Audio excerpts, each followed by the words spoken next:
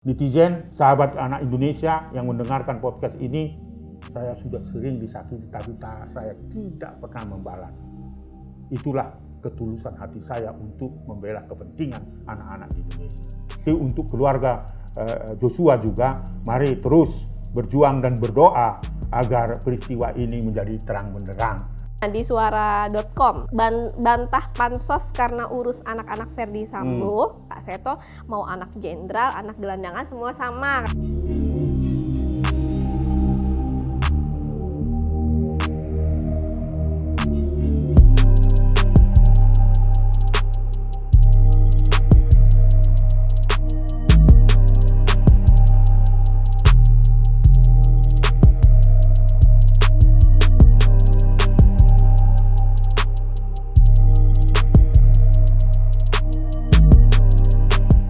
Sahabat anak Indonesia, ketemu lagi bareng dia di Ngobras, ngobrol bareng Bang Aris.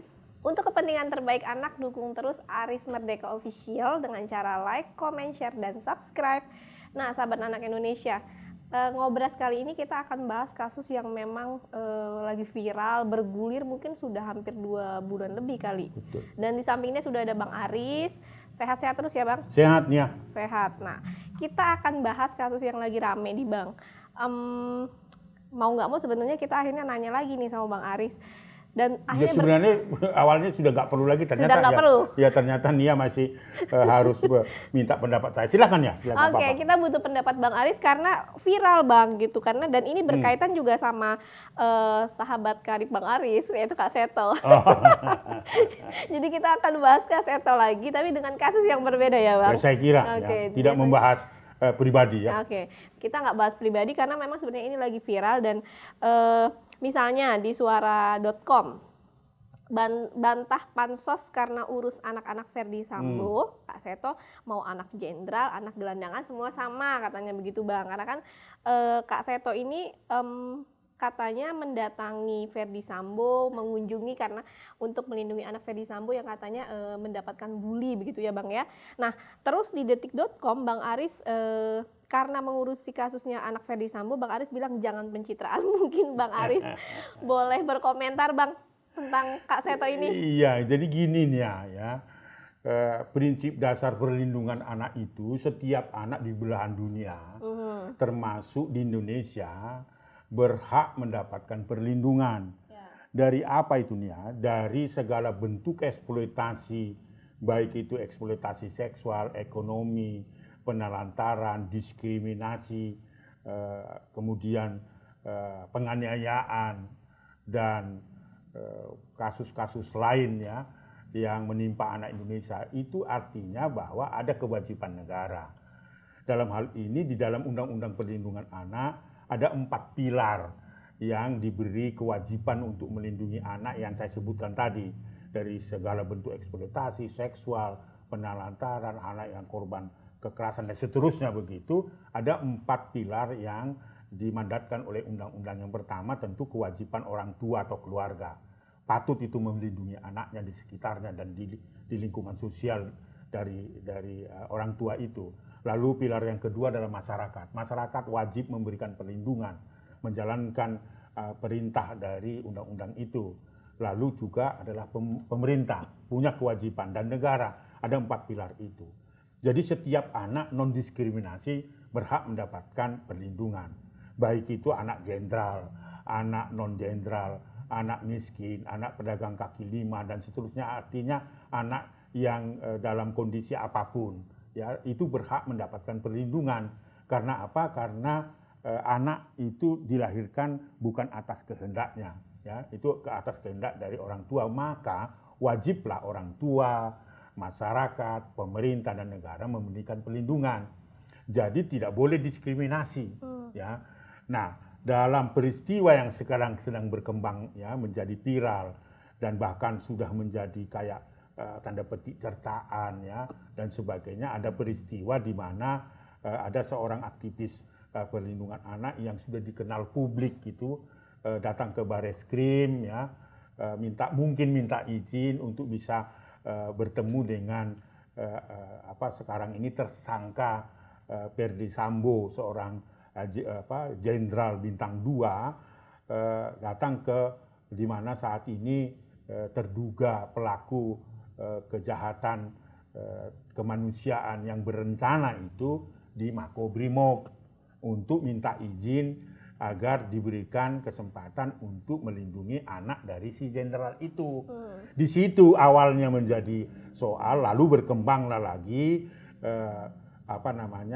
bagi anak yang orang tuanya sedang berhadapan dengan hukum, maka dimintakan supaya anak itu dilindungi dan dibolehkan untuk tinggal bersama-sama dengan ibunya sekalipun ibunya itu sudah dinyatakan tersangka. Itu kontroversi yang kedua membuat mungkin orang jengkel ya. Kenapa apalagi sekarang ini kan orang tertuju pada Ferdy Sambo dengan Ibu Putri. Sehingga kalau ada aktivis perlindungan anak seolah-olah memberikan perlindungan, jadi marahlah masyarakat dan sebagainya. Nah, oleh karena itu saya perlu luruskan ya, bahwa setiap anak itu berhak untuk mendapatkan perlindungan. Jadi untuk kasusnya anak dari Ferdy Sambo dan Ibu Putri Chandrawati ini perlu di-assessment. Betulkah mendapatkan perundungan dan sebagainya, bentuknya apa dan seterusnya. Kalau itu betul, maka Komnas Perlindungan Anak juga tidak mentoleran itu. Berhenti untuk melakukan bully terhadap anaknya Ferdy. Karena itu tidak berkeadilan, karena anaknya tidak boleh dilibatkan dalam peristiwa itu. Cuma karena ini seolah-olah bahwa ada perlindungan karena anak jenderal dan sebagainya, padahal itu gak boleh diskriminasi. Apalagi disampaikan bahwa lebih baik anak 1,5 tahun itu sekalipun ibunya menjadi terdakwa, bolehlah ikut, jangan dipisahkan, maka dimintalah penangguhan penahanan. Itu membuat marah masyarakat. Tapi saya tentu punya kewajiban untuk menjelaskan itu. Kalau sudah asesmen misalnya anak jenderal itu, bahwa dia adalah berasal dari keluarga yatim piatu, miskin dan sebagainya, bolehlah kita minta supaya itu dilindungi. Itu pun harus take over negara, dalam hal ini Kementerian Pemberdayaan Perempuan dan Perlindungan Anak. Nah, kasus yang menimpa Ferdy Sambo dengan Ibu Putri ini kan sudah ditetapkan oleh Bareskrim, kalau tidak salah sudah menjadi tersangka, harus menjalani hukuman itu atau menjalani tuduhan atau sangkaan itu. Jadi saya kira kalau ada assessment seperti yang saya sebutkan dari keluarga miskin atau keluarga jenderal dan sebagainya, nah itu kan nggak boleh diskriminasi. Nah untuk anaknya Sambo saya kira kan keluarga ini keluarga besar, keluarga kaya, irjen lagi ya. Saya kira kan masih punya keluarga dari ibunya, Ibu Putri. Ada keluarga dari ayahnya dan sebagainya. Dan itu bisa dikategorikan garis ketiga dari keturunan itu kan adalah orang-orang yang mampu dan masih mampu, saya yakin masih mampu untuk memberikan perlindungan yang baik. Tetapi kalau memang sudah tidak mampu, silakan serahkan kepada negara, supaya negara dalam hal ini tentu kewajiban Kementerian Pemberdayaan Perempuan dan Perlindungan Anak wajib memberikan perlindungan. Tetapi kan semua orang tahu ini anak jenderal. Saya ada opungnya, ada kakek neneknya, ada bibinya, ada tulangnya, ada pamannya, ada kakaknya, ada keluarga-keluarga yang masuk garis keturunan ketiga. Nah, saya kira ini tidak perlu katakanlah mendapat perlindungan karena kita serahkan saja. Tetapi kalaupun sudah ada garis ketiga itu tidak mampu melindungi karena dibully di masyarakat, serahkan pada pemerintah. Supaya pemerintah lah yang mengatur, memberikan tempat bagi anak supaya terlindungi. Kan ini tidak. Itu yang membuat saya kira menjadi kontroversi nih ya. Ya, oleh karena itu ya memang tidak patut. Kalau sudah assessment seperti serahkan saja. Jangan kita ya itu tadi ya, jangan sampai ada jangan-jangan ini pencitraan dan sebagainya. Dan tentu ini kan sangat sulit kita bendung opini masyarakat. Nah, maka perlu kita luruskan anak latar belakang apapun ya. Ya, apakah keluarga miskin, tidak berpendidikan dan sebagainya itu berhak untuk dilindungi. Nah, kalaupun kita minta supaya penangguhan penahanan itu harus ada assessment apa betul ya sekali lagi kan bahwa tidak ada lagi keluarga untuk mengasuh itu, bisa melakukan penangguhan penahanan. Saya kira itu adalah hak hukum masyarakat.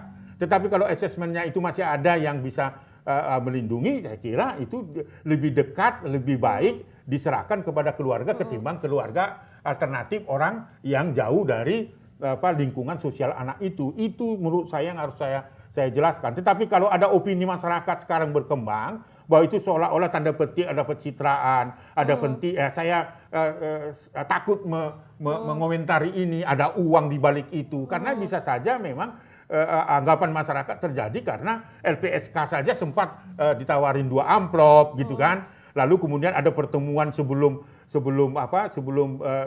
dijadikan tersangka, menghadirkan para tokoh-tokoh supaya mendengarkan apakah ini praktek ada motifnya kekerasan seksual dan sebagainya. Nah, yang berikutnya yang membuat juga perlu saya luruskan bahwa setiap orang warga masyarakat itu berhak untuk minta penangguhan penahanan gitu ya. Tetapi jangan sampai ada kesan dengan alasan itu akan memperingan tuduhan sangkaan yang 340 kepada ibunya gitu. Jangan sampai dipakai dengan alat itu. Tentu ya itu bisa dimaklumin orang jadi beranggapan seperti itu ya. Orang yang sudah disangkakan 340 lalu kemudian dengan alasan ada balita dan sebagainya tidak perlu ditahan dan itu bisa meringankan sangkaan, saya kira itu nggak tepat. Itu artinya harus kita lawan itu. Tapi kan ini Kak Seto Bang yang mengusulkan. Kak Seto mengusulkan usul tahanan rumah untuk istri Sambo karena punya anak bayi. Kemudian juga masih bayi dan butuh orang tua. Alasan Kak Seto sarankan anak bungsu Ferdi Sambo jangan dipisahkan dari ibunya. Gimana tanggapan Bang Arief? Iya, atas kerendahan hati saya dan rasa hormat saya kan strategi yang tidak tepat ya toh. Jangan-jangan ya dengan penangguhan penahanan itu justru memperingan sangkaan yang saat ini oleh polisi sudah ditetapkan sebagai ikut serta dan terlibat di dalam ketentuan 340 perencanaan pembunuhan dan seterusnya kan. Jangan sampai itu gitu. Kalau itu ada di balik itu agenda itu ya saya sangat sayangkan dan tentu saya akan lawan dengan tentunya dengan prosedur hukum. Karena apa? Orang bisa ditangguhkan penahanannya kalau dia kooperatif, lalu tidak menghalalkan alat bukti, kemudian juga ancamannya di atas 5 tahun dan seterusnya, lalu tidak meninggalkan tempat dan sebagainya dan harus bekerja sama, tidak sekali lagi tidak menghilangkan alat bukti dan seterusnya. Itu kan sudah diatur dengan KUHP hukum acara di pasal 21 itu. Tapi kalau ditambahkan karena anak balita, saya kira itu tidak tepat. Karena sangkaannya 340 loh nih ya, gitu loh. Artinya bukan berarti saya tidak setuju itu anak itu berhubungan dengan ibunya, kan bisa diatur. Ketika misalnya di dalam tahanan kan ada aturan-aturan main, bisa mempertemukan anak itu di dalam satu ruang yang khusus gitu kan. Nggak boleh anak di dalam penjara itu apapun alasannya. Ya toh jangan-jangan itu sekali lagi ini satu strategi untuk meringankan sangkaan yang diberikan kepada Ibu Putri. Jangan-jangan seperti itu. Nah, kalau ingin bahwa anak tidak dipisahkan dari orang tuanya kan bisa ada waktu, ya kan, ada keluarga terdekat. Nanti keluarga terdekat lah yang mengantar sekali seminggu di ruangan-ruangan khusus dan seterusnya. Saya kira itu yang paling tepat karena ya nggak boleh diskriminasi. Karena banyak juga masyarakat yang bukan dari anak jenderal misalnya mengajukan penangguhan penahanan seringkali tidak diberikan. Oke, contohnya juga misalnya ada juga yang netizen ramai bilang gini Bang, kasus waktu almarhum Vanessa Angel mengalami proses hukum yang sama juga dan waktu itu Gala kalau nggak salah masih harus menyusui, tapi tetap juga di penjara. Akhirnya suaminya almarhum Bibi yang setiap hari atau berapa hari sekali harus mengambil air susunya ke dalam itu buktinya masih diproses hukum begitu Bang, harus dipenjara gitu. Berarti kan banyak kasus-kasus yang serupa juga yang hukumannya lebih berat dari Ibu PC ini gitu ya Bang. Iya, jadi itu yang menjadi pertanyaan masyarakat kan yang saya baca di YouTube dan sebagainya, kemarahan masyarakat itu kenapa itu tidak dibela habis-habisan kan seperti itu. Nah itu kan harus dilihat masalahnya. Tapi kan yang dilihat masyarakat mungkin si tokohnya ini Bang. Betul.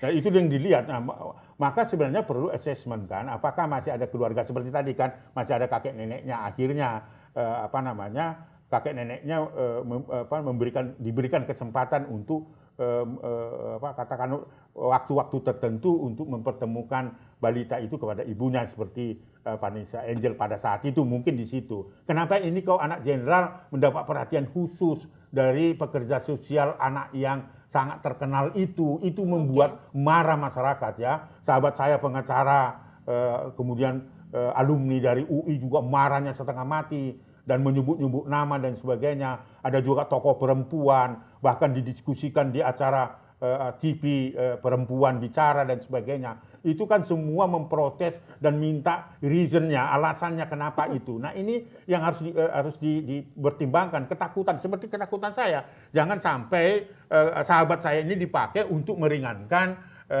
Ibu Putri yang sudah disangkakan melanggar 340 yang dengan ancaman seumur hidup itu gitu loh. Jadi saya kira ini harus saya luruskan. Tetapi saya percaya bahwa setiap anak itu berhak untuk perlindungan. Hal inilah yang saya inginkan, bahwa ini karena ini merupakan sudah isu nasional, lalu kemudian perhatian masyarakat baik itu anak-anak sampai ke lansia sudah menunggu berita setiap sore di televisi seolah-olah itu menonton sinetron, baik episode dengan episode lain-lain. Sekarang bicara dengan episode ada persoalan anak, nanti besok persoalan bagaimana tuduhan motif dan sebagainya, komprontir dan sebagainya, itu kan seperti sinetron. Oleh karena itu saya berharap bahwa jangan ada agenda itu. Saya sangat ngeri loh ya, saya nggak bisa komentari karena ini selain sahabat saya yang memang seringkali menyakiti hati saya gitu. Tetapi saya kan tidak pernah membalas itu. Itulah ketulusan hati saya kalau saya membela anak-anak. Nah saat ini saya tentu harus mengatakan bahwa jangan sampai ada agenda yang dituduhkan masyarakat itu kepada sahabat saya pekerja sosial ini atau pekerja anak ini. Begitu loh. Oke.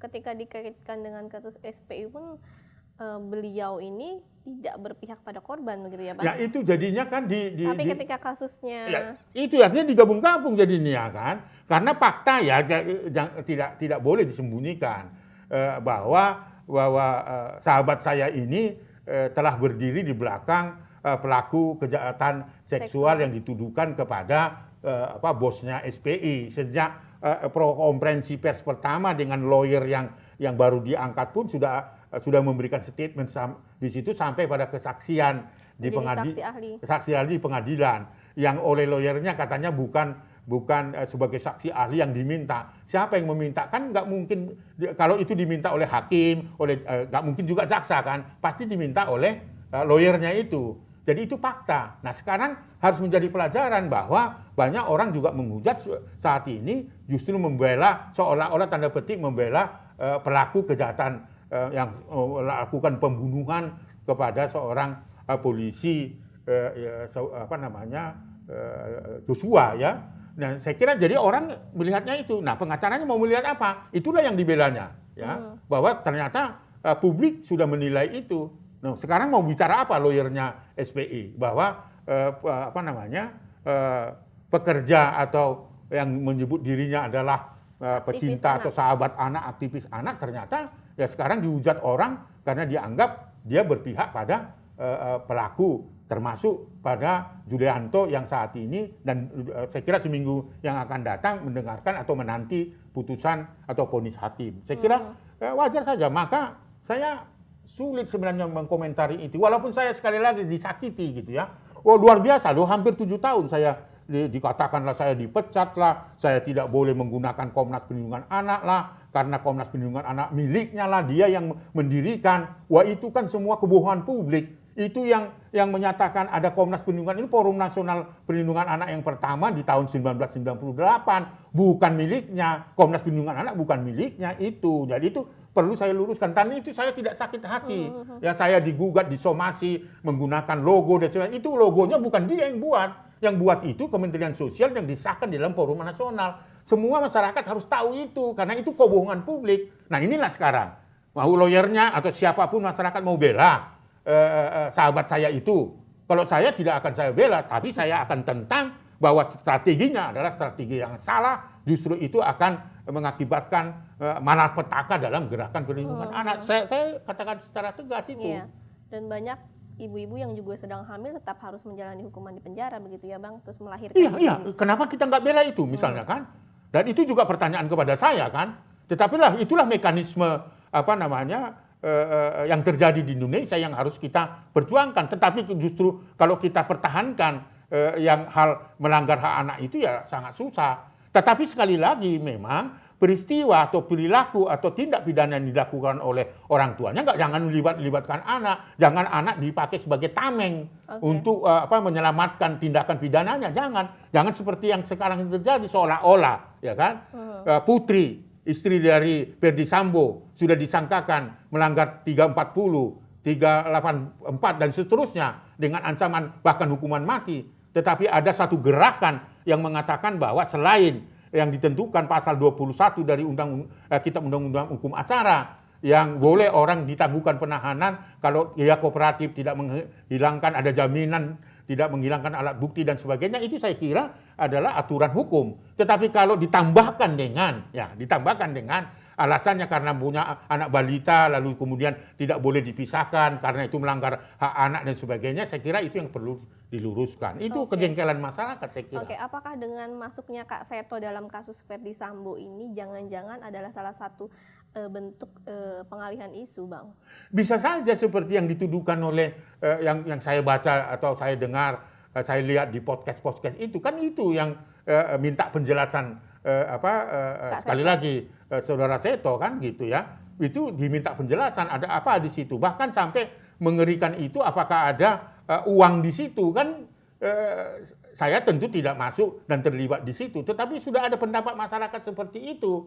Karena seperti apa yang saya katakan mungkin saja masyarakat bisa berpendapat itu karena pernah ada penyuapan yang dilakukan kepada karyawan dari atau petugas dari LPSK pada saat itu dengan 2 amplop. Nah ini dengan datangnya ke Mako Brimob lalu minta izin jenderal itu supaya anaknya diizinkan untuk dilindungi, itu sesuatu strategi yang menurut saya perlu dipertanyakan. Apa gitu strateginya? Nah tentunya sebenarnya Ferdy Sambo dengan Ibu Putri kalau memang anaknya dibully dan sebagainya minta perlindungan negara, itu yang tepat. Dalam hal ini tentu bisa menjadi tanggung jawab Kementerian Pemberdayaan Perempuan dan Perlindungan Anak, ini kan tidak. Iya. Nah lalu apa kalau misalnya sudah dapat izin lalu mau diapakan anak itu? Mau ditaruh di mana? Ya toh?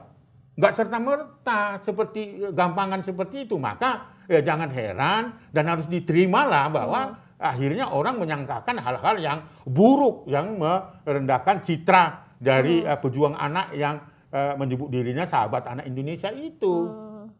Gitu loh ya. Iya, sebenarnya juga di situ akhirnya masyarakat juga jadi lebih bisa menilai dan harusnya juga mungkin ya Bang, Kak Seto lebih bisa bijak juga dalam melihat kasusnya gitu kan. Nampaknya ini enggak, sekali saya potong nih ya.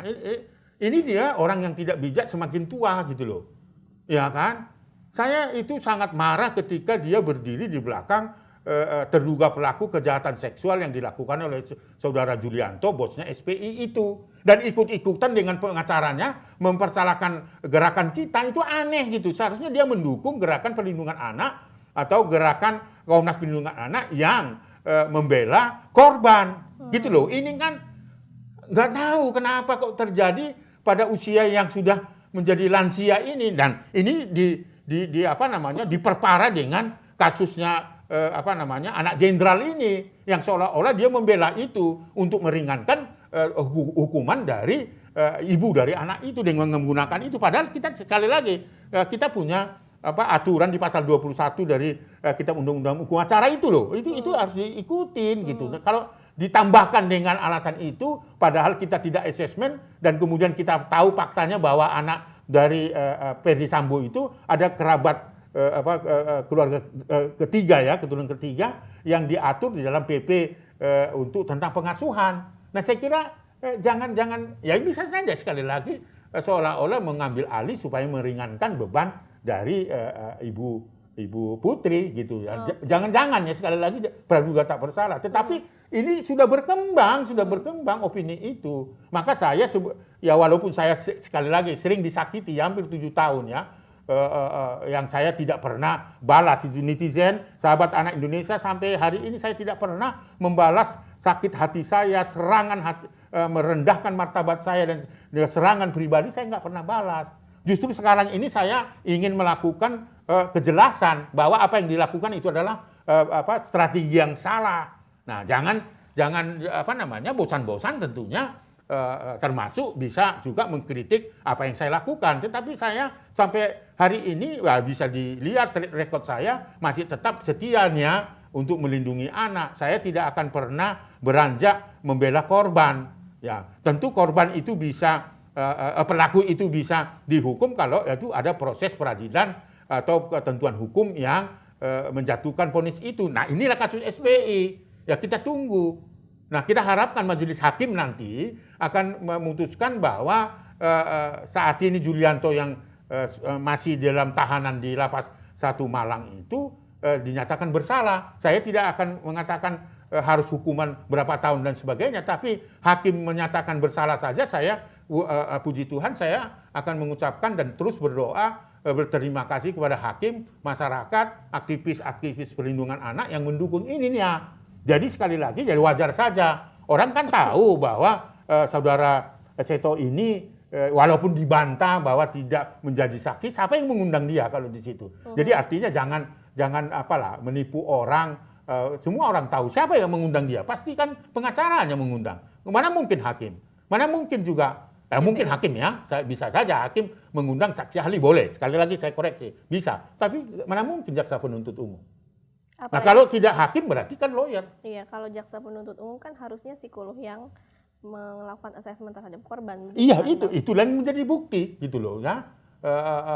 Karena peristiwa kejahatan seksual itu bukan terjadi 1 bulan 2 bulan lalu, itu adalah terjadi pada 10 tahun yang lalu, dan tentu dengan bisa diadili ya, peristiwa yang sudah lama itu adalah ini bisa dijadikan jurisprudensi sehingga perempuan-perempuan yang mengalami kekerasan atau anak-anak mengalami kekerasan 10 tahun yang lalu bisa melaporkan itu dan bisa diproses di pengadilan. Itulah perjuangan Komnas Perlindungan Anak, bukan sekedar membela pelapor, tetapi menjadi jurisprudensi. Kalau ada kasus-kasus kejahatan seksual terhadap anak dan perempuan terjadi 10 tahun yang lalu, nah dengan peristiwa ini dan saudara Julianto dinyatakan bersalah, itu menjadi jurisprudensi sehingga anak-anak dan perempuan tidak takut melaporkan peristiwa sekalipun itu 10 tahun yang lalu. Ya gitu kan. Ini kan sebuah perubahan pendekat atau perubahan dan pendekatan penegakan hukum. Nah, oleh karena itu saya kira janganlah menambah-nambah persoalan, termasuk bagaimana kalau ada agenda di luar itu seperti tuduhan masyarakat yang saya baca di YouTube, seolah-olah ada uang dan meringankan beban dari pelaku tindak pembunuhan itu. Artinya poin yang bisa diambil dari Bang Aris ini adalah gimana pun Bu Putri atau Bu Peci harus tetap bertanggung jawab begitu ya Bang ya, dengan apa yang sudah dia lakukan, dan jangan disamakan kasus anaknya ini dengan pribadinya dia sendiri. Iya, seperti kasus Vanessa itu kan dia bukan membunuh kan. Bukan. Tapi karena mungkin ada perilaku yang melanggar hukum dan sebagainya. Tapi dia bukan pembunuh. Kalau ini kan pembunuh yang disangkakan oleh Bareskrim kan, yang saat ini sedang diproses diperiksa dan sebagainya. Iya, itu sedang ramai juga disamakan sama netizen akhirnya. Betul. Vanessa Angel yang bukan membunuh dan pada saat itu anaknya butuh menyusui dan lain-lain, tetap harus dipenjara. Akhirnya setiap hari almarhum suaminya harus datang ke penjara dan mengambil air susunya si Gala itu dulu. Artinya diberikan kesempatan. Okay. Oleh karena itulah saya kan nggak perlu melaporkan kepada masyarakat apa yang sudah kita lakukan. Banyak juga yang ditangguhkan penahanannya karena peristiwa-peristiwa ringan gitu kan. Ada juga bagaimana ditangguhkan aja juga ya karena kita berikan assessment itu anak-anak yang tertuduh menjadi teroris, terhukum, terpidana dari teroris. Kan banyak yang sudah kita kerjakan. Ada juga anak-anak yang perebutan, bukan karena pembunuhan dan sebagainya. Nah, kita lakukan pembelaan terhadap itu dan Komnas Perlindungan Anak selalu hadir untuk itu. Nah, dalam sikap kita dengan anaknya Ferdy Sambo itu karena kita menganggap bahwa anaknya Ferdy Sambo masih bisa diurus oleh keluarga besar itu. Mari kita selamatkan anak-anak yang lain seperti apa yang sekarang kita perjuangkan juga anak seorang dokter yang dituduh melakukan membakar sebuah bengkel dan sebagainya. Saya juga ikut meminta penangguhan penahanan itu Tetapi tetap ditahan ya Bang? tetap Ibunya ditahan tetap ya, ditahan. Dan tetap anaknya anaknya boleh ketemu dengan ibunya Oh, oke. pada waktu-waktu tertentu ya. Usia anaknya Masih saya kira waktu saya tangani itu masih 4 bulan. masih 4 bulan ini dan 2 ibunya bulan, tetap 2 bulan. 2 bulan dengan dugaan kasus pembunuhan juga tetap Iya, ditahan. tetap ditahan. Anaknya lebih kecil lagi begitu Iya, ya, 2 Bang, ya? bulan. Nah, 2 ini 1,5 bulan. Artinya 1,5 tahun Bang. ini 1,5 tahun. Nah, sorry. Nah, itu yang kita lakukan dan tidak diketahui oleh publik. Dan itulah kehadiran Komnas. Tidak perlu ada publikasi. Nah, ini kan ya seolah-olah ya bagaimana kayak aduh sampai tunduk-tunduk seperti itu kata para netizen ya pada saat bertemu dengan Ferdy Sambo. Nah, itu aduh kok sudah lansia. Saya kasihan sebenarnya walaupun sekali lagi saya sering disakiti hati saya dinyatakan orang yang tidak patut untuk menjadi pembela anak dan sebagainya. Lalu siapa yang jadi pembela anak? Dia kah atau kita atau siapa? Semua punya kewajiban untuk melindungi. Begitu nih. Jadi ini satu peristiwa yang perlu saya luruskan. Saya tidak sakit hati walaupun saya sudah disakiti hampir 7 tahun ya. Itu supaya sahabat Indonesia, anak Indonesia, netizen supaya tahu bahwa saudara Seto ini sudah lama menyakiti hati saya, tapi karena saya adalah orang yang tulus membela korban dan sebagainya, saya tidak sakit hati. Dan bahkan dengan kejadian sekarang banyak orang yang mencerca, banyak orang yang ya sampai merendahkan martabat ya, seolah-olah cari uang dan sebagainya. Aduh, saya merinding saya. Nah, oleh karena itu saya kira netizen mari untuk bukan anaknya Ferdy Sambo saja, jangan lakukan bully, perundungan, jangan sakiti anak-anak Indonesia. Anda akan berhadapan dengan seorang Aris Merdeka Sirait dengan Dewan Komisioner. Itu dunia, itu jaminan ya. Mantap. Jaminan itu saya akan sampaikan kepada masyarakat. Mudah-mudahan apa yang dilakukan oleh Saudara Julianto, Pengadilan Negeri Malang menyatakan bersalah. Saya tidak peduli berapa tahun akan dikenakan oleh majelis hakim. Oke Bang, aduh pokoknya sangat apa ya, tapi yang diomongin Bang Aris bener sih, jangan ada pencitraan begitu ya Bang? Jangan. Soalnya itu pas pertama kali dibaca di berita, wow Bang Aris keren juga nih berani. Dan saya marah karena itu, banyak anak-anak lain yang iya, seharusnya. Okay. Saya marah sekali itu. Sama seperti saya marah ketika dia menjadi saksi yang katanya dia saksi entah apalah namanya itu ya. Saya marah sekali karena membela pelaku kejahatan seksual yang saya yakini itu dilakukan oleh Saudara Julianto. Seharusnya sesama aktivis atau orang yang mencitrakan diri sebagai tokoh perlindungan anak itu sama-sama bergerak tentang dunia perlindungan anak begitu ya Bang, mendampingi anak-anak korban gitu. Tetapi selalu mengambil jalur-jalur atau kasus-kasus yang kayaknya kurang tepat begitu ketika harus mendampingi. Makanya kalau Bang Aris tuh pernah bilang jangan sampai kamu menggali lubangmu sendiri. Iya, menggali kuburnya sendiri. Saya kasihan karena sudah lansia kayak gitu kan. Oke, Bang. Mungkin pesan terakhir Bang sebelum kita menutup ini untuk Kak Seto mungkin atau? Iya, untuk sahabat saya ini ya sekali lagi walaupun saya sering disakiti tetapi saya memaafkan ya. Mudah-mudahan peristiwa ini berhenti ya, bagaimana kita memberikan yang terbaik bagi anak-anak, jangan mencederai apa yang sudah kita lakukan.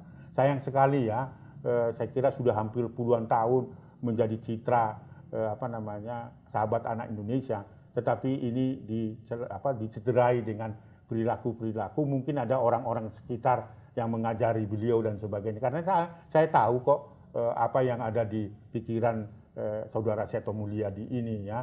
Maafkan kalau saya sebutkan nama itu karena memang sudah beredar di mana-mana. Selama ini saya selalu menyampaikan inisial. Oleh karena itu saya juga mengatakan kepada masyarakat biarkanlah anak-anak Indonesia terlindungi dan dijauhkan dari perilaku-perilaku yang jahat bagi anak-anak. Supaya anak-anak itu betul-betul menjadi generasi penerus bangsa, menjadi generasi keluarga yang menjalankan hak-hak dasarnya sehingga anak-anak bisa bertumbuh dan berkembang dengan baik.